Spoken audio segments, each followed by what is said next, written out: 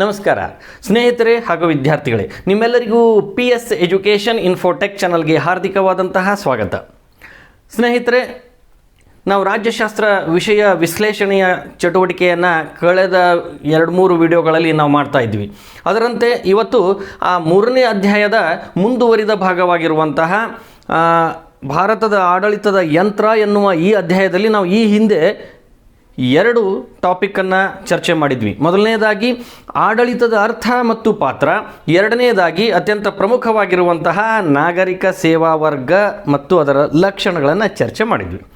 ಸ್ನೇಹಿತರೆ, ಇವತ್ತು ನಾವು ಅದರ ಮುಂದುವರಿದ ಭಾಗವಾಗಿರುವಂತಹ ಆಡಳಿತದಲ್ಲಿ ಅತ್ಯಂತ ಪ್ರಮುಖವಾಗಿ ನಾವು ನೋಡಬೇಕಾಗಿರುವಂತಹ ವಿಷಯ ಯಾವುದು ಅಂತಂದರೆ, ಇಲ್ಲಿ 3 ರೀತಿಯ ಸೇವೆಗಳನ್ನು ನಾವು ನೋಡ್ತೀವಿ. ಆ ಯಾವ ಸೇವೆಗಳು, ಅವುಗಳನ್ನು ನಾವು ಯಾವ ರೀತಿಯಾಗಿ ಸೇವೆಗಳನ್ನು ಪಡ್ಕೋತೀವಿ ಅನ್ನೋದನ್ನು ಈ ಒಂದು ವಿಚಾರದಲ್ಲಿ ನಾವು ತಿಳ್ಕೋಬೇಕಾಗ್ತದೆ. ಹಾಗಾದರೆ ಇವತ್ತಿನ ಈ ವಿಡಿಯೋದಲ್ಲಿ ನಾವು ಆ 3 ರೀತಿಯ ಸೇವೆಗಳನ್ನು ಚರ್ಚೆ ಮಾಡೋಣ.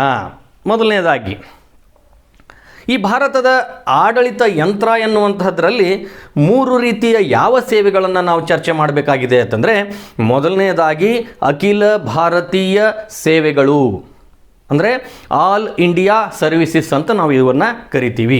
ಹಾಗಾದರೆ ಅಖಿಲ ಭಾರತೀಯ ಸೇವೆಗಳು ಅಂದ್ರೇನು, ಅವು ಯಾವ ರೀತಿ ಕಾರ್ಯವನ್ನು ಈ ನಾಗರಿಕ ಸೇವಾ ವರ್ಗದಲ್ಲಿ ಕಾರ್ಯ ನಿರ್ವಹಿಸ್ತವೆ, ಅಂದರೆ ಜನರ ಸೇವೆಗೆ ಆ ಅಖಿಲ ಭಾರತೀಯ ಸೇವೆಗಳು ಯಾವ ರೀತಿ ಕಾರ್ಯನಿರ್ವಹಿಸ್ತವೆ ಅನ್ನೋದನ್ನು ನೋಡಬೇಕಾಗ್ತದೆ. ಇನ್ನು ಎರಡನೆಯದಾಗಿ ಕೇಂದ್ರ ಸೇವೆಗಳು. ಹಾಗಾದರೆ ಕೇಂದ್ರ ಸೇವೆಗಳು ಅಂದರೆ ಯಾವುದು, ಇವುಗಳಿಗೂ ಅಖಿಲ ಭಾರತೀಯ ಸೇವೆಗಳಿಗೂ ಏನು ವ್ಯತ್ಯಾಸ, ಇವುಗಳನ್ನು ನಾವು ತಿಳ್ಕೋಬೇಕು. ಹಾಗೂ ಮೂರನೇದಾಗಿ ರಾಜ್ಯ ಸೇವೆಗಳು ಅಂತ ಬರ್ತದೆ. ಹಾಗಾದರೆ ಈ ರಾಜ್ಯ ಸೇವೆಗಳಂದರೆ ಏನು, ಈ 3 ಪ್ರಮುಖ ಅಂಶಗಳ ಬಗ್ಗೆ ನಾವು ಇವತ್ತಿನ ವಿಡಿಯೋದಲ್ಲಿ ಗಮನವನ್ನು ಹರಿಸೋಣ. ಹಾಗಾದರೆ ವಿಡಿಯೋ ಪ್ರಾರಂಭಿಸೋಣ, ಬನ್ನಿ.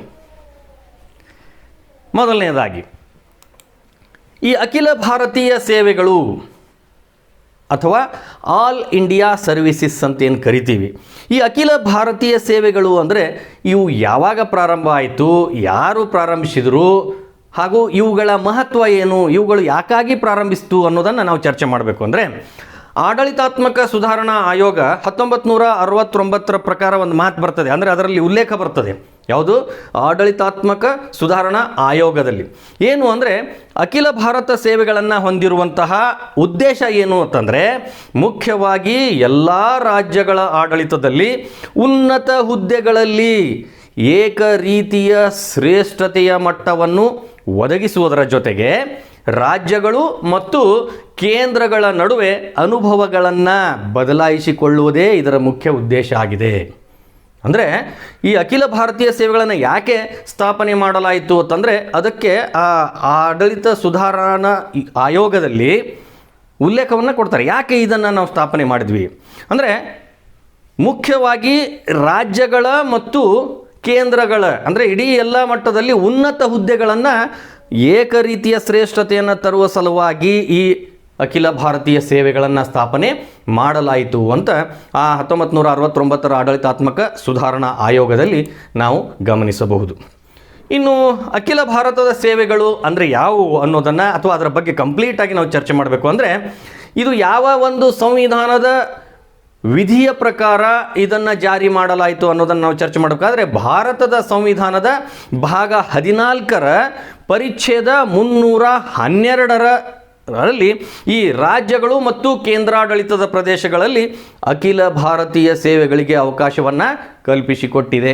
ಅಂದರೆ 314ರ ಪರಿಚ್ಛೇದದ ಪ್ರಕಾರ ಕೇಂದ್ರ ಮತ್ತು ಕೇಂದ್ರಾಡಳಿತ, ರಾಜ್ಯ ಮತ್ತು ಕೇಂದ್ರಾಡಳಿತದ ಪ್ರದೇಶಗಳಲ್ಲಿ ಕಾರ್ಯನಿರ್ವಹಿಸಲಿಕ್ಕೆ ಈ ಒಂದು ಅಖಿಲ ಭಾರತೀಯ ಸೇವೆಗಳನ್ನು ನಾವು ಸ್ಥಾಪಿಸಿಕೊಂಡಿದ್ದೀವಿ.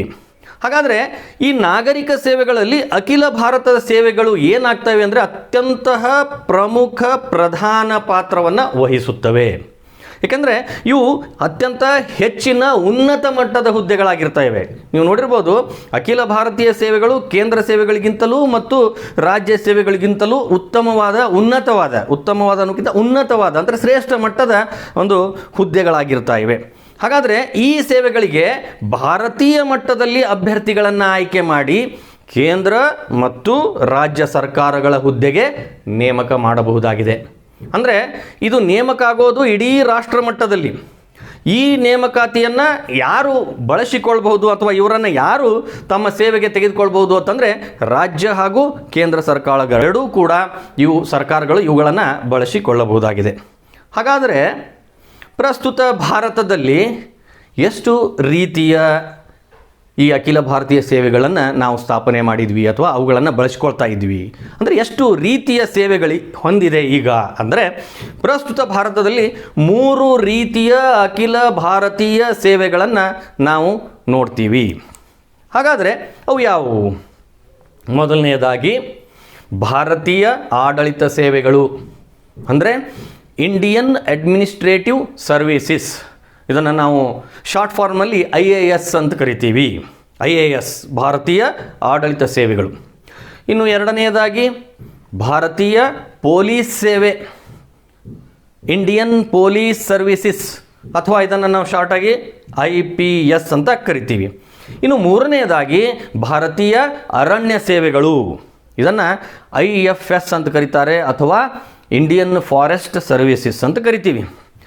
ಈಗ ನಾವು ಭಾರತದಲ್ಲಿ ನೋಡಬಹುದಾಗಿರುವಂತಹ 3 ಅಖಿಲ ಭಾರತೀಯ ಸೇವೆಗಳು ಯಾವುವು ಅಂದರೆ ಈ 3 IAS, IPS ಮತ್ತು IFS.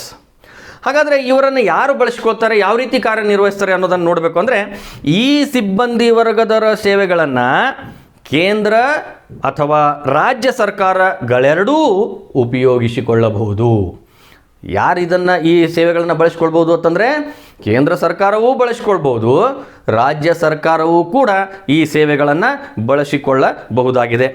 ಅಂದರೆ ಇವು ಕೇಂದ್ರ ಮತ್ತು ರಾಜ್ಯ ಸರ್ಕಾರಗಳೆರಡಕ್ಕೂ ಸೇರಿದ್ದಾಗಿವೆ. ಅಂದರೆ ಕೇಂದ್ರ ಸರ್ಕಾರದಲ್ಲಿಯೂ ನಾವು IAS ಅಧಿಕಾರಿಗಳನ್ನು ನೋಡ್ತೀವಿ, ರಾಜ್ಯ ಸರ್ಕಾರಗಳಲ್ಲಿಯೂ ಕೂಡ ನಾವು IAS ಅಧಿಕಾರಿಗಳನ್ನು ನೋಡ್ತೀವಿ. ಈ ಅಧಿಕಾರಿಗಳು ಯಾರಿಂದ ನೇಮಕ ಆಗಿರ್ತಾರೆ ಅಂತಂದರೆ ಒಂದು ಆಯೋಗದ ಮೂಲಕ ರಾಷ್ಟ್ರೀಯ ಮಟ್ಟದಲ್ಲಿ ನೇಮಕ ಆಗಿರ್ತಾರೆ. ಹಾಗಾದರೆ ಈ ಅಧಿಕಾರಿಗಳನ್ನು ಕೇಂದ್ರ ಸೇವೆಗೆ ರಾಜ್ಯ ಸೇವೆಗೆ ವರ್ಗಾವಣೆ ಮಾಡಬಹುದೇ? 100%. ಈ ಅಧಿಕಾರಿಗಳನ್ನು ಕೇಂದ್ರ ಸೇವೆಯಿಂದ ರಾಜ್ಯ ಸೇವೆಗೆ, ರಾಜ್ಯ ಸೇವೆಯಿಂದ ಕೇಂದ್ರ ಸೇವೆಗೂ ಕೂಡ ವರ್ಗಾವಣೆ ಮಾಡಬಹುದು. ಅಂದರೆ ಕೇಂದ್ರ ಸರ್ಕಾರದಿಂದ ರಾಜ್ಯ ಸರ್ಕಾರಗಳಿಗೆ, ರಾಜ್ಯ ಸರ್ಕಾರಗಳಿಂದ ಮತ್ತೆ ಕೇಂದ್ರ ಸರ್ಕಾರಕ್ಕೆ ಇವರನ್ನು ಟ್ರಾನ್ಸ್ಫರ್ ಮಾಡಬಹುದು, ವರ್ಗಾವಣೆ ಮಾಡಬಹುದಾಗಿದೆ. ಹಾಗಾದರೆ ಈ ನಾಗರಿಕ ಸೇವಾ ವರ್ಗದ ಈ ಒಂದು ಯಾವಾಗ ಸೃಷ್ಟಿಯಾಯಿತು ಅನ್ನೋದನ್ನು ನಾವು ಚರ್ಚೆ ಮಾಡಬೇಕು. ಅಂದರೆ ನಮ್ಮ ಸಂವಿಧಾನ ಜಾರಿಯಾದ ನಂತರ 1951ರಲ್ಲಿ ಪಾರ್ಲಿಮೆಂಟ್ ಏನು ಮಾಡ್ತದೆ ಅಂತಂದರೆ ಈ ಭಾರತೀಯ ನಾಗರಿಕ ಸೇವೆಗಳನ್ನು ಸೃಷ್ಟಿ ಮಾಡ್ತದೆ. 1951ನಲ್ಲಿ ನಮ್ಮ ಭಾರತೀಯ ಪಾರ್ಲಿಮೆಂಟ್ ಈ ಒಂದು ಸೇವೆಯನ್ನು ಸೃಷ್ಟಿಸ್ತದೆ. ಹಾಗಾದರೆ ರಾಷ್ಟ್ರದ ಹಿತದೃಷ್ಟಿಯಿಂದ ಇಂತಹ ಸೇವೆಗಳು ಅವಶ್ಯಕವಾಗಿದ್ದು ಪಾರ್ಲಿಮೆಂಟ್ ಕೇಂದ್ರ ಮತ್ತು ರಾಜ್ಯಗಳಲ್ಲಿ ಒಂದು ಅಥವಾ ಅದಕ್ಕಿಂತಲೂ ಹೆಚ್ಚಾದ ಅಖಿಲ ಭಾರತೀಯ ಸೇವೆಗಳನ್ನು ಸೃಷ್ಟಿಸಲಿಕ್ಕೆ ಕಾನೂನಿನಲ್ಲಿ ಅವಕಾಶವನ್ನು ಕೊಡಲಾಗಿದೆ ಅಥವಾ ಕಲ್ಪಿಸಿ ಕೊಡಲಾಗಿದೆ. ಅಂದರೆ ರಾಷ್ಟ್ರದ ಹಿತದೃಷ್ಟಿಯಿಂದ ಯಾರು ಸ್ಥಾಪನೆ ಮಾಡ್ತಾರೆ? ಪಾರ್ಲಿಮೆಂಟ್.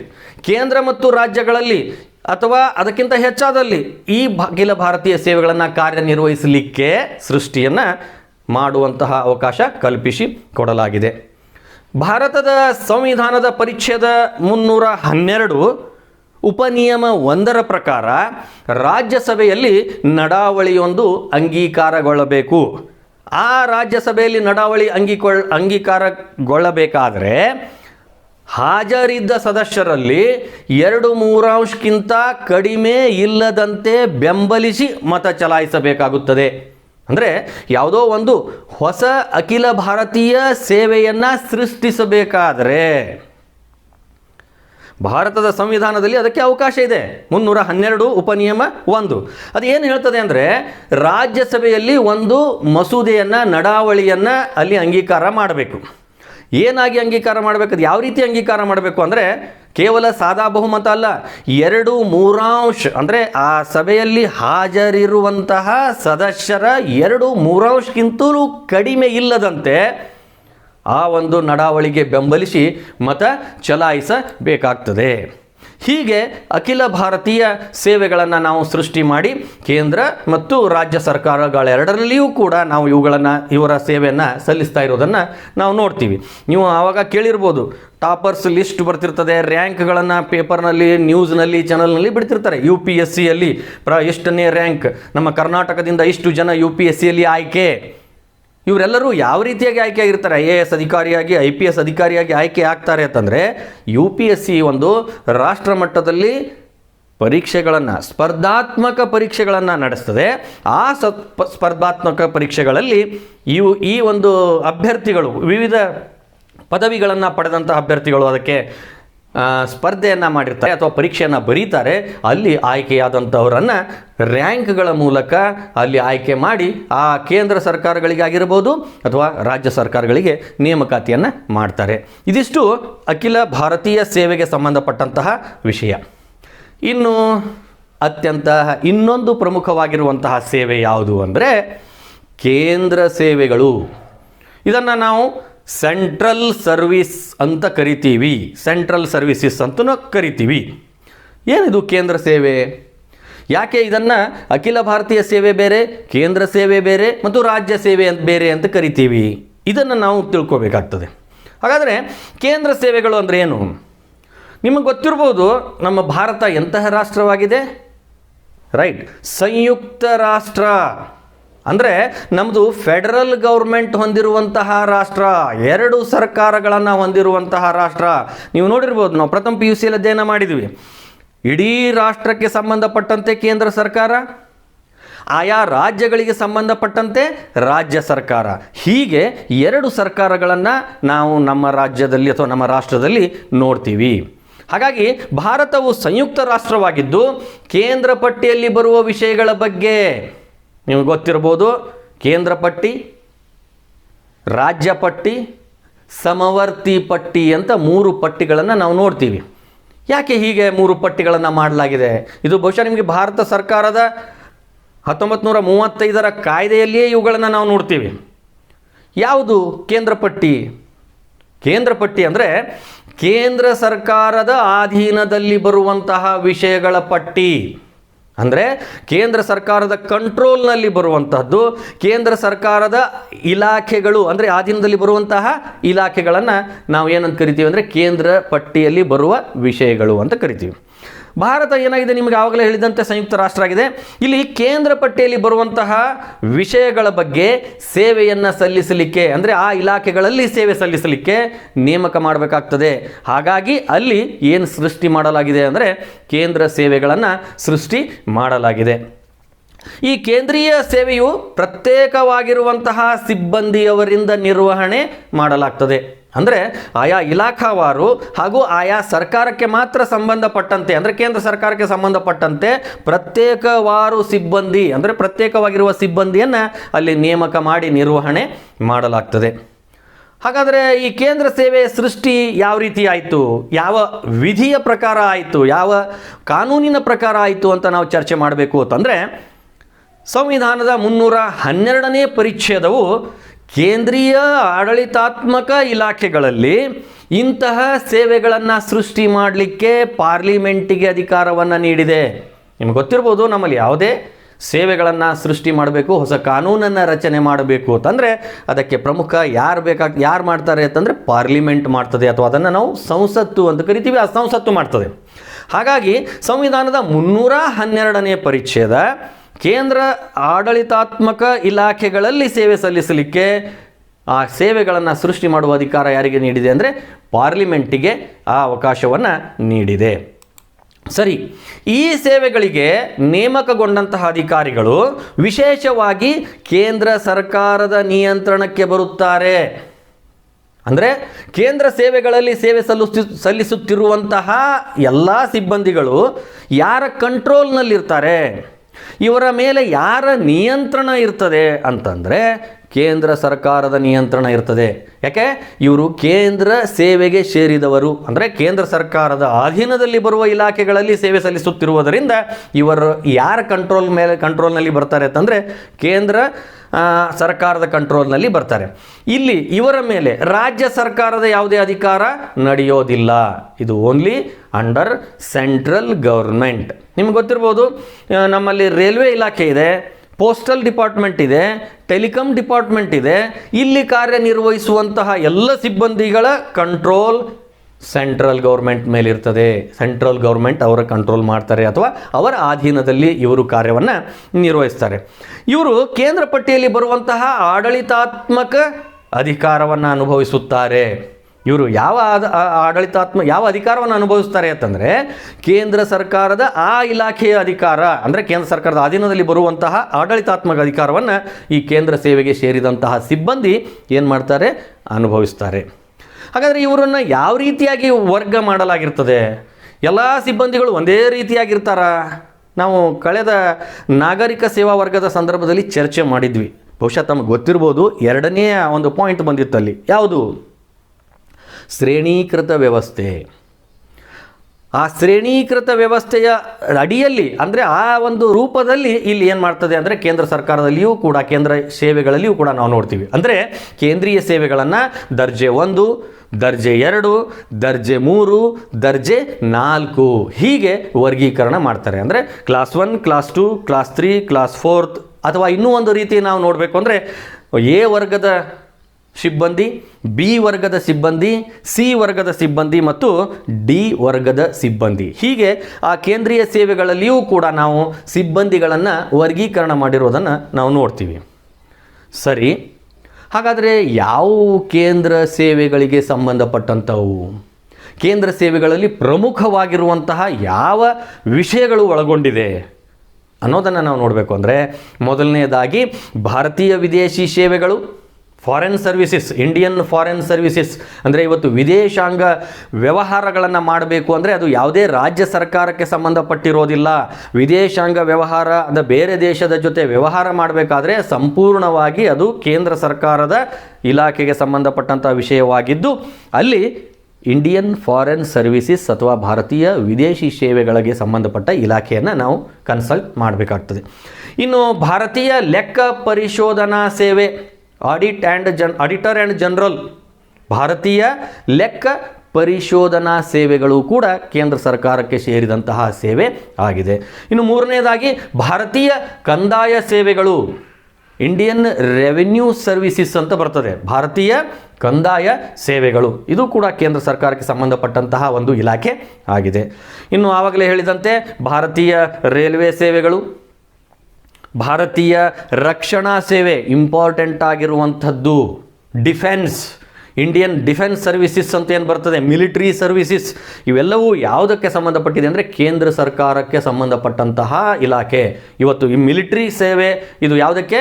ಕೇಂದ್ರ ಸೇವೆಗೆ, ಅಂದರೆ ಭಾರತೀಯ ರಕ್ಷಣಾ ಸೇವೆ. ಇನ್ನು ಭಾರತೀಯ ಮಾಹಿತಿ ಸೇವೆ, ಇನ್ಫಾರ್ಮೇಷನ್ ಸರ್ವಿಸಸ್, ಭಾರತೀಯ ಮಾಹಿತಿ ಸೇವೆಯೂ ಕೂಡ ಕೇಂದ್ರ ಸರ್ಕಾರಕ್ಕೆ ಸಂಬಂಧಪಟ್ಟಂತಹ ಒಂದು ಇಲಾಖೆ ಆಗಿದೆ. ಆಮೇಲೆ ಭಾರತೀಯ ಅಂಚೆ ಸೇವೆಗಳು, ಆವಾಗಲೇ ಚರ್ಚೆ ಮಾಡಿದೆ, ಪೋಸ್ಟ್ ಆಫೀಸ್ ಅಥವಾ ಪೋಸ್ಟಲ್ ಡಿಪಾರ್ಟ್ಮೆಂಟ್ ಅಂತ ನಾವು ಕರಿತೀವಿ, ಅದು ಕೂಡ ಕೇಂದ್ರ ಸರ್ಕಾರದ ಒಂದು ಭಾಗ. ಭಾರತೀಯ ಇಂಜಿನಿಯರಿಂಗ್ ಸೇವೆ, ಆಮೇಲೆ ಭಾರತೀಯ ಆರ್ಥಿಕ ಸೇವೆಗಳು, ಹಣಕಾಸಿಗೆ ಸಂಬಂಧಪಟ್ಟಂತಹ ಸೇವೆಗಳು, ಇವೆಲ್ಲವೂ ಕೂಡ ಯಾವುದಕ್ಕೆ ಸಂಬಂಧಪಟ್ಟದ್ದಾಗಿವೆ ಅಂದರೆ ಕೇಂದ್ರ ಸೇವೆಗಳಿಗೆ ಸಂಬಂಧಪಟ್ಟದ್ದು ಆಗಿವೆ. ಇವಿಷ್ಟು ಈ ಕೇಂದ್ರ ಸೇವೆಗಳಿಗೆ ಸಂಬಂಧಪಟ್ಟಂಥದ್ದಾಯಿತು. ಇನ್ನೊಂದು ಸೇವೆ ಇದೆ. ನಾವು 3 ಸೇವೆಗಳನ್ನು ಚರ್ಚೆ ಮಾಡ್ತಾ ಇದ್ವಿ. ಅಖಿಲ ಭಾರತೀಯ ಸೇವೆಯನ್ನು ನೋಡಿದ್ವಿ, ಕೇಂದ್ರ ಸೇವೆಯನ್ನು ನೋಡಿದ್ವಿ. ಹಾಗಾದರೆ ಇನ್ನೊಂದು ಸೇವೆ ಯಾವುದು? ರಾಜ್ಯ ಸೇವೆಗಳು ಅಂತ ಬರ್ತದೆ. ಸ್ಟೇಟ್ ಸರ್ವಿಸಸ್, ರಾಜ್ಯ ಮಟ್ಟದ ಸೇವೆಗಳು ಅಥವಾ ರಾಜ್ಯಕ್ಕೆ ಸಂಬಂಧಪಟ್ಟಂತಹ ಸೇವೆಗಳು. ಏನಿದು ರಾಜ್ಯ ಸೇವೆಗಳು? ಮತ್ತೆ ನಾವು ಎಲ್ಲಿಗೆ ನೋಡ್ತೀವಿ? ಅದೇ ಹೇಳಿದ್ವಲ್ಲ, ನಮ್ಮಲ್ಲಿರುವಂತಹ ಪಟ್ಟಿಗಳು, ವಿಷಯಗಳನ್ನು ಕೇಂದ್ರ ಸರ್ಕಾರಕ್ಕೆ, ರಾಜ್ಯ ಸರ್ಕಾರಕ್ಕೆ ಹಾಗೂ ಕೇಂದ್ರ ಮತ್ತು ರಾಜ್ಯ ಸರ್ಕಾರಗಳೆರಡೂ ಸೇರಿ ಕಾರ್ಯನಿರ್ವಹಿಸುವಂತಹ ಪಟ್ಟಿಯನ್ನು ನಾವು ಮಾಡಿರುವಂಥದ್ದನ್ನು ನೋಡ್ತೀವಿ. ಅದೇ ಕೇಂದ್ರ ಪಟ್ಟಿ, ರಾಜ್ಯ ಪಟ್ಟಿ ಮತ್ತು ಸಮವರ್ತಿ ಪಟ್ಟಿ. ಹಾಗಾಗಿ ಇಲ್ಲಿ ರಾಜ್ಯ ಪಟ್ಟಿ ಅಂತ ಏನು ಬರ್ತದೆ, ಆ ರಾಜ್ಯ ಪಟ್ಟಿಯಲ್ಲಿ ಬರುವಂತಹ ಅನೇಕ ವಿಷಯಗಳಿಗೆ ಸಂಬಂಧಪಟ್ಟಂತಹ ಇಲಾಖೆಗಳು, ಆ ಇಲಾಖೆಗಳಲ್ಲಿ ಕಾರ್ಯನಿರ್ವಹಿಸುವಂತಹವರನ್ನು ನಾವು ಯಾವ ಸೇವೆಗಳು ಅಂತ ಕರಿಬಹುದು? ರಾಜ್ಯ ಸೇವೆಗಳು ಅಂತ ಕರಿಬಹುದು. ನೋಡೋಣ, ಸಂವಿಧಾನದ 309ನೇ ಪರಿಚ್ಛೇದವು ಈ ರಾಜ್ಯ ಸೇವೆಗಳಿಗೆ ಏನು ಮಾಡಿದೆ? ಅವಕಾಶವನ್ನು ಕಲ್ಪಿಸಿಕೊಟ್ಟಿದೆ. ಹಾಗಂದರೆ ನಮ್ಮ ರಾಜ್ಯ ಸರ್ಕಾರಗಳು ನೇಮಕಾತಿ ಮಾಡಲಿಕ್ಕೆ ಇಲಾಖೆಗಳನ್ನು ರಚಿಸಿ ಆ ಇಲಾಖೆಗೆ ಸಿಬ್ಬಂದಿ ನೇಮಕಾತಿ ಮಾಡುವಂತಹ ಒಂದು ಕಾನೂನು ಯಾವುದಕ್ಕೆ ಅವಕಾಶ ಕೊಟ್ಟಿದೆ ಅಂತಂದರೆ ಸಂವಿಧಾನದ 309ನೇ ಪರಿಚ್ಛೇದ. ನಿಮಗೆ ಗೊತ್ತಿರ್ಬೋದು, ರಾಜ್ಯ ಪಟ್ಟಿಯಲ್ಲಿ ಬರುವಂತಹ ಪೊಲೀಸ್ ಇಲಾಖೆ ಆಗಿರ್ಬೋದು, ಆಡಳಿತ ಸುಧಾರಣಾ ಇಲಾಖೆ ಆಗಿರ್ಬೋದು, ಮಾರಾಟ ತೆರಿಗೆ ಸೇಲ್ ಟ್ಯಾಕ್ಸ್ ಡಿಪಾರ್ಟ್ಮೆಂಟ್ ಅಂತ ಏನು ಕರಿತೀವಿ, ಮಾರಾಟ ತೆರಿಗೆ ಇಲಾಖೆ ಆಗಿರ್ಬೋದು, ಭೂ ಕಂದಾಯ, ವೈದ್ಯಕೀಯ ಸೇವೆಗಳು ಮುಂತಾದ ವಿಷಯಗಳು ಸಂಬಂಧಪಟ್ಟಂತೆ ಆ ರಾಜ್ಯ ಸೇವೆಗಳನ್ನು ನಾವು ನೋಡ್ತೀವಿ. ಆ ರಾಜ್ಯ ಸೇವೆಗಳಿಗೆ ಆಯಾಯ ರಾಜ್ಯಗಳು ನೇಮಿಸಿಕೊಂಡಂತಹ ಸಿಬ್ಬಂದಿಗಳು ಈ ಇಲಾಖೆಯಲ್ಲಿ ಕಾರ್ಯವನ್ನು ನಿರ್ವಹಿಸ್ತಾರೆ. ಅಂದರೆ ರಾಜ್ಯ ಪಟ್ಟಿಯಲ್ಲಿ ಬರುವ ಈ ಎಲ್ಲ ಪೊಲೀಸ್, ಆಡಳಿತ, ಮಾರಾಟ ತೆರಿಗೆ, ಭೂ ಕಂದಾಯ, ವೈದ್ಯಕೀಯ ಮುಂತಾದ ಇಲಾಖೆಗಳು ಏನಿವೆ, ಈ ಇಲಾಖೆಗಳಲ್ಲಿ ಸೇವೆ ಸಲ್ಲಿಸುವಂತಹ ಆ ಅಧಿಕಾರಿಗಳನ್ನು, ಸಿಬ್ಬಂದಿಗಳನ್ನು ನೇಮಕಾತಿ ಮಾಡಿಕೊಳ್ಳುವಂಥದ್ದು ಆಯಾ ಇಲಾಖೆಗಳು, ಅಂದರೆ ಆಯಾ ರಾಜ್ಯ ಸರ್ಕಾರಗಳಾಗಿವೆ. ಆಯಾ ರಾಜ್ಯ ಸರ್ಕಾರಗಳು ಆ ರಾಜ್ಯ ಸೇವೆಗೆ ಅವರನ್ನು ನೇಮಕಾತಿಯನ್ನು ಮಾಡ್ತಾರೆ. ಹಾಗಾದರೆ ಈ ರಾಜ್ಯ ಸೇವೆಗೆ ನೇಮಕ ಮಾಡಿಕೊಳ್ಳುವ ರೀತಿ ಮತ್ತು ವಿಧಾನಗಳು ಎಲ್ಲ ಒಂದೇ ಆಗಿವೆಯಾ, ಸೇಮ್ ಆಗಿವೆಯಾ ಎಲ್ಲ ರಾಜ್ಯಗಳಲ್ಲಿ? ಇಲ್ಲ. ಅವು ಏನಾಗಿವೆ ಅಂದರೆ ರಾಜ್ಯದಿಂದ ರಾಜ್ಯಕ್ಕೆ ವ್ಯತ್ಯಾಸವಾಗಿವೆ. ಅಂದರೆ ರಾಜ್ಯ ಸೇವೆಗೆ ನೇಮಕ ಮಾಡಿಕೊಳ್ಳುವ ರೀತಿ ಮತ್ತು ವಿಧಾನಗಳು, ಸೇವಾ ನಿಯಮಗಳು, ನಿಬಂಧನೆಗಳು ರಾಜ್ಯದಿಂದ ರಾಜ್ಯಕ್ಕೆ ಇರ್ತಾ ಇವೆ, ವ್ಯತ್ಯಾಸವಾಗಿರ್ತಾ ಇವೆ. ನಮ್ಮ ರಾಜ್ಯದಲ್ಲಿ ಒಂದು ರೀತಿಯ ನಿಯಮಗಳನ್ನು ನಾವು ರೂಪಿಸಿ ಸಿಬ್ಬಂದಿಯನ್ನು ನೇಮಕಾತಿ ಮಾಡಿಕೊಳ್ಬೋದು. ಅದೇ ರೀತಿ ಇನ್ನೊಂದು ರಾಜ್ಯದ ಅದೇ ಇಲಾಖೆಗೆ ಸಂಬಂಧಪಟ್ಟಂಥ ವಿಷಯಕ್ಕೆ ಸಂಬಂಧಪಟ್ಟಂತಾಗಿದ್ದರೂ ಕೂಡ ಅವರು ತಮ್ಮದೇ ಆದಂತಹ ರೀತಿಯಲ್ಲಿ ಸಿಬ್ಬಂದಿಗಳನ್ನು ನೇಮಕಾತಿ ಮಾಡಿಕೊಳ್ಳುವಂತಹ ಒಂದು ನಿಯಮ ಮಾಡಿಕೊಂಡು ರಚಿಸಿಕೊಳ್ಳುವಂಥ ಅಧಿಕಾರ ಅವರಿಗೆ ಇದೆ. ಇದು ಏನಾಗಿರ್ತದೆ ಅಂದರೆ ರಾಜ್ಯದಿಂದ ರಾಜ್ಯಕ್ಕೆ ವ್ಯತ್ಯಾಸ ಆಗಿರ್ತದೆ. ಸರಿ, ಇನ್ನು ರಾಜ್ಯ ಸೇವೆಗಳಲ್ಲಿರುವ ಅಧಿಕಾರಿಗಳು ಯಾರ ನಿಯಂತ್ರಣಕ್ಕೆ ಒಳಪಡ್ತಾರೆ ಅಂದರೆ ರಾಜ್ಯ ಸೇವೆಗಳಲ್ಲಿರುವ ಅಧಿಕಾರಿಗಳು ರಾಜ್ಯ ಸರ್ಕಾರದ ನೇರ ಆಡಳಿತದ ನಿಯಂತ್ರಣಕ್ಕೆ ಒಳಪಡುತ್ತಾರೆ. ಇಲ್ಲಿ ನಿಮಗೆ ಗೊತ್ತಿರ್ಬೋದು, ರಾಜ್ಯ ಸರ್ಕಾರದ ಸಿಬ್ಬಂದಿಗಳ ಮೇಲೆ ಕೇಂದ್ರ ಸರ್ಕಾರದ ಇಲಾಖೆಯ ನಿಯಂತ್ರಣ ಇರೋದಿಲ್ಲ. ಇವರ ಮೇಲೆ ಯಾರ ನಿಯಂತ್ರಣ ಇರ್ತದೆ? ಇವರನ್ನು ನೇಮಕಾತಿ ಮಾಡಿಕೊಂಡಂತಹ ಆಯಾ ರಾಜ್ಯ ಸರ್ಕಾರಗಳ ನೇರ ನಿಯಂತ್ರಣಕ್ಕೆ ಈ ಸಿಬ್ಬಂದಿಗಳು ಒಳಪಡ್ತಾರೆ. ಇಲ್ಲಿ ರಾಜ್ಯ ಸೇವೆಗಳಲ್ಲಿಯೂ ಕೂಡ ನಾವು ದರ್ಜೆ 1, ದರ್ಜೆ 2, ದರ್ಜೆ 3, ದರ್ಜೆ 4 ಅಂತ ಈ ಸಿಬ್ಬಂದಿಗಳನ್ನು ವರ್ಗೀಕರಣ ನಾವು ನೋಡ್ಬೋದು. ನೀವು ನೋಡಿರ್ಬೋದು, ನಾವು ಕೇಂದ್ರ ಸೇವೆಯಲ್ಲಿಯೂ ಕೂಡ ಇದೇ ಥರದ ಸಿಬ್ಬಂದಿಗಳನ್ನು ನೋಡಿದ್ವಿ. Class 1, class 2, class 3, class 4 and ಅಥವಾ ನಾವು ಅದನ್ನು ಎ ವೃಂದದ ಅಧಿಕಾರಿಗಳು, ಬಿ ವೃಂದದ ಅಧಿಕಾರಿಗಳು, ಸಿ ವೃಂದದ ಅಧಿಕಾರಿಗಳು ಹಾಗೂ ಡಿ ವೃಂದದ ಅಧಿಕಾರಿಗಳು ಅಂತ ನಾವು ಅವರನ್ನು ಕರೀತಾ ಇರೋದನ್ನು ನಾವು ನೋಡ್ತೀವಿ. ಹಾಗಾದರೆ ಈ ವೃಂದದ ಅಧಿಕಾರಿಗಳನ್ನು ಯಾವ ಭಾಗದಲ್ಲಿ ವಿಂಗಡಿಸ್ತಾರೆ, ಯಾರನ್ನು ಏನಂತ ಕರಿಬೋದು? ಎಲ್ಲರೂ ಒಂದೇ ದರ್ಜೆ ಅಂದಾಗ ಏನದರ ಅರ್ಥ? ಎ ಮತ್ತು ಬಿ ಅಂದರೆ ಎಂಥವರು ಅಂತ ನಾವು ಚರ್ಚೆ ಮಾಡಬೇಕು. ಅಂದರೆ ಅದರಲ್ಲಿ ಪ್ರಮುಖವಾಗಿರುವಂಥದ್ದು ಅಂತಂದರೆ ದರ್ಜೆ 1 ಮತ್ತು ದರ್ಜೆ 2ರ ಅಧಿಕಾರಿಗಳು, ಇವರನ್ನು ಪತ್ರಾಂಕಿತ ಅಧಿಕಾರಿಗಳು ಅಂತ ಕರೀತಾರೆ. ಏನಿದು ಪತ್ರಾಂಕಿತ ಅಧಿಕಾರಿಗಳು ಅಂದರೆ? ನಾವು ಇಂಗ್ಲೀಷ್ನಲ್ಲಿ ಗೆಜೆಟೆಡ್ ಆಫೀಸರ್ಸ್ ಅಂತ ಕರಿತೀವಿ. ಪತ್ರಾಂಕಿತ ಅಧಿಕಾರಿಗಳು ಗೆಜೆಟೆಡ್ ಆಫೀಸರ್ಸ್ ಅಂತ ಕರಿತೀವಿ. ಅಂದರೆ ಯಾರು ಗೆಜೆಟೆಡ್ ಆಫೀಸರ್ ಆಗಿರ್ತಾರೆ ಅಂದರೆ ವರ್ಗ 1, ವರ್ಗ 2 ಅಥವಾ ಕ್ಲಾಸ್ 1, ಕ್ಲಾಸ್ 2 ಅಧಿಕಾರಿಗಳನ್ನು ನಾವು ಗೆಜೆಟೆಡ್ ಆಫೀಸರ್ಸ್ ಅಥವಾ ಪತ್ರಾಂಕಿತ ಅಧಿಕಾರಿಗಳು ಅಂತ ಕರಿತೀವಿ. ಆಮೇಲೆ ದರ್ಜೆ 3ರಲ್ಲಿ ಯಾರಿರ್ತಾರೆ ಅಂದರೆ ಲಿಪಿಕ ಸಿಬ್ಬಂದಿ ಇರ್ತಾರೆ. ಲಿಪಿಕ ಸಿಬ್ಬಂದಿ ಅಂದರೆ ಕರಣಿಕರು ಅಂತ ಕರಿತೀವಿ, ಅಸಿಸ್ಟೆಂಟ್ಸ್ ಅಂತ ಕರಿತೀವಿ ನಾವು. ಈ FDA, SDA ಅಂತ ಏನು ಕರಿತೀವಿ, ಕಂಪ್ಯೂಟರ್ ಅಸಿಸ್ಟೆಂಟ್ಸ್, ಕಂಪ್ಯೂಟರ್ ಆಪರೇಟರ್ಸ್ ಅಂತ ಏನು ಕರಿತೀವಿ, ಇವರೆಲ್ಲರೂ ಕೂಡ ಯಾವ ದರ್ಜೆಗೆ ಸೇರಿದವರಾಗಿರ್ತಾರೆ ಅಂತಂದರೆ ದರ್ಜೆ 3 ಅಥವಾ ಕ್ಲಾಸ್ 3 ಒಂದು ಹುದ್ದೆಗೆ ಸೇರಿದವರು ಆಗಿರ್ತಾರೆ. ಹಾಗಾದರೆ ಇನ್ನು ದರ್ಜೆ 4ರಲ್ಲಿ ಯಾರಿರ್ತಾರೆ ಅಂದರೆ ಅವರು ಈ ಗ್ರೂಪ್ ಡಿ ವರ್ಗ ಅಂತಲೂ ಕರಿತೀವಿ ನಾವು. ಇವರನ್ನು ದರ್ಜೆ 4 ಅಂತ ಕರಿತೀವಿ. ಅವ್ರು ಯಾರು ಅಂದರೆ ಕಾವಲುಗಾರರಾಗಿರ್ಬೋದು, ಸೇವಕರಾಗಿರ್ಬೋದು, ಜವಾನರಾಗಿರ್ಬೋದು, ಇವರನ್ನು ಎಲ್ಲರನ್ನು ನಾವು ಏನಂತ ಕರಿತೀವಿ ಅಂದರೆ ದರ್ಜೆ 4 ಅಥವಾ ಗ್ರೂಪ್ ಡಿ ವರ್ಗದ ಸದಸ್ಯರು ಅಂತ ಕರಿತೀವಿ. ಇವರೆಲ್ಲರೂ ರಾಜ್ಯ ಸೇವೆಯಲ್ಲಿ ಈ ತಮ್ಮ ಪಾತ್ರವನ್ನು ನಿರ್ವಹಿಸುವಂತಹ ಕಾರ್ಯ ಮಾಡ್ತಾರೆ. ಸರಿ, ಹಾಗಾದರೆ ಈ ರಾಜ್ಯ ಸೇವೆಗಳಿಗೆ ಯಾವ್ಯಾವ ಸೇವೆಗಳನ್ನು ನಾವು ರಾಜ್ಯ ಸೇವೆಗಳು ಅಂತ ಕರಿತೀವಿ? ಸಿಂಪಲ್. ಆವಾಗಲೇ ಹೇಳಿದಂತೆ ಕೇಂದ್ರ ಪಟ್ಟಿಯಲ್ಲಿ ಬರುವ ವಿಷಯಗಳ ಅಥವಾ ಇಲಾಖೆಗಳು ಕೇಂದ್ರ ಸರ್ಕಾರಕ್ಕೆ ಸಂಬಂಧಪಟ್ಟಂಥದ್ದು, ಕೇಂದ್ರ ಸೇವೆಗೆ ಸಂಬಂಧಪಟ್ಟದ್ದು. ಇನ್ನು ರಾಜ್ಯ ಪಟ್ಟಿಯಲ್ಲಿ ಬರುವಂತಹ ವಿಷಯಗಳು, ಇಲಾಖೆಗಳು ಯಾರಿಗೆ ಸಂಬಂಧಪಟ್ಟದ್ದಾಗಿರ್ತಾ ಇದೆ? ರಾಜ್ಯ ಸೇವೆಗೆ ಸಂಬಂಧಪಟ್ಟದ್ದಾಗಿರ್ತಾ ಇದೆ. ಅದರಲ್ಲಿ ಪ್ರಮುಖವಾಗಿ ರಾಜ್ಯ ಸೇವೆಗೆ ಸೇರಿದಂತಹ ಇಲಾಖೆಗಳು ಯಾವುವು, ಯಾವ ಸೇವೆಗಳನ್ನು ನಾವು ಪ್ರಮುಖವಾಗಿ ರಾಜ್ಯ ಸೇವೆಗಳು ಅಂತ ಉಲ್ಲೇಖಿಸಬಹುದು ಅಂದರೆ, ಮೊದಲನೆಯದಾಗಿ ನೀವು ನೋಡಿರ್ಬೋದು ಕರ್ನಾಟಕ ಆಡಳಿತ ಸೇವೆಗಳು, ಅಥವಾ ಇವುಗಳನ್ನು ನಾವು KAS ಕರ್ನಾಟಕ ಅಡ್ಮಿನಿಸ್ಟ್ರೇಟಿವ್ ಸರ್ವಿಸಸ್ ಅಂತ ಕರಿತೀವಿ. KAS ಅಧಿಕಾರಿಗಳು ನೀವು ನೋಡಿರಿ, IAS ಅಧಿಕಾರಿಗಳು ಅಂತ ನೋಡಿರ್ತೀವಿ, ಅದು ಕೇಂದ್ರ ಸೇವೆಗೆ ಸಂಬಂಧಪಟ್ಟಂತೆ ಅಖಿಲ ಭಾರತೀಯ ಮಟ್ಟದಲ್ಲಿ ಸಂಬಂಧಪಟ್ಟಂತೆ ಇರ್ತಾರೆ. ಇನ್ನು KAS ಇದು ರಾಜ್ಯ ಸೇವೆಗೆ ಸಂಬಂಧಪಟ್ಟಂಥವ್ರು.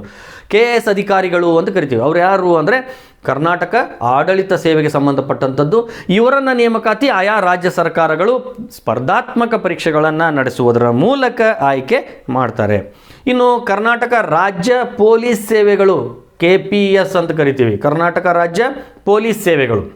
ಇನ್ನು ಕರ್ನಾಟಕ ಅರಣ್ಯ ಸೇವೆಗಳು, ಕರ್ನಾಟಕ ಇಂಜಿನಿಯರಿಂಗ್ ಸೇವೆಗಳು, ಕರ್ನಾಟಕ ಶಿಕ್ಷಣ ಸೇವೆಗಳು, KES ಅಂತ ಕರಿತೀವಿ, ಕರ್ನಾಟಕ ಶಿಕ್ಷಣ ಸೇವೆಗಳು. ಆಮೇಲೆ ಕರ್ನಾಟಕ ಸಹಕಾರಿ ಸೇವೆಗಳು, ಕೋಆಪರೇಟಿವ್ ಸರ್ವಿಸಸ್. ಆಮೇಲೆ ಕರ್ನಾಟಕ ಪರಿಶೋಧನಾ ಸೇವೆಗಳು, ಆಮೇಲೆ ಕರ್ನಾಟಕ ಅಬಕಾರಿ ಸೇವೆಗಳು, ಕರ್ನಾಟಕ ಮಾರಾಟ ತೆರಿಗೆ ಸೇವೆಗಳು, ಸೇಲ್ ಟ್ಯಾಕ್ಸ್ ಅಂತ ಕರಿತೀವಿ, ಮಾರಾಟ ತೆರಿಗೆ ಸೇವೆಗಳು, ಮತ್ತು ಕರ್ನಾಟಕ ಆಹಾರ ಮತ್ತು ನಾಗರಿಕ ಸರಬರಾಜು ಸೇವೆಗಳು.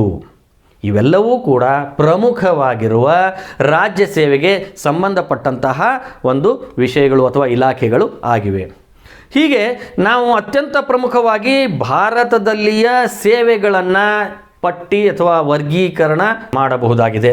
ನಾವು ಇವತ್ತಿನ ಈ ಒಂದು ವಿಡಿಯೋದಲ್ಲಿ ಈ ಮೂರು ಅಂಶಗಳನ್ನು ಚರ್ಚೆ ಮಾಡಿದ್ವಿ. ಅಂದರೆ ಒಂದು ಇಡೀ ರಾಷ್ಟ್ರ ಮಟ್ಟದಲ್ಲಿ ಎರಡೂ ರಾಜ್ಯಗಳಿಗೆ, ಅಂದರೆ ಎರಡೂ ಸರ್ಕಾರಗಳಿಗೂ, ಅಂದರೆ ಕೇಂದ್ರ ಸರ್ಕಾರ ಮತ್ತು ರಾಜ್ಯ ಸರ್ಕಾರಕ್ಕೆ ಸಂಬಂಧಪಟ್ಟಂತಹ ಅಖಿಲ ಭಾರತೀಯ ಸೇವೆಗಳು, ಕೇವಲ ಕೇಂದ್ರ ಸರ್ಕಾರಕ್ಕೆ ಸಂಬಂಧಪಟ್ಟಂತಹ ಕೇಂದ್ರ ಸೇವೆಗಳು, ಇನ್ನು ಕೇವಲ ರಾಜ್ಯಕ್ಕೆ ಸಂಬಂಧಪಟ್ಟಂತಹ ರಾಜ್ಯ ಸೇವೆಗಳು ಯಾವುವು, ಅವುಗಳನ್ನು ಯಾವ ರೀತಿ ಆಯ್ಕೆ ಮಾಡಲಾಗ್ತದೆ ಅಥವಾ ಅವುಗಳು ಯಾವ ತಮ್ಮ ಪಾತ್ರವನ್ನು ನಿರ್ವಹಿಸ್ತವೆ ಅನ್ನೋದನ್ನು ಇವತ್ತಿನ ಒಂದು ಈ ವಿಡಿಯೋದಲ್ಲಿ ಚರ್ಚೆ ಮಾಡಿದ್ವಿ.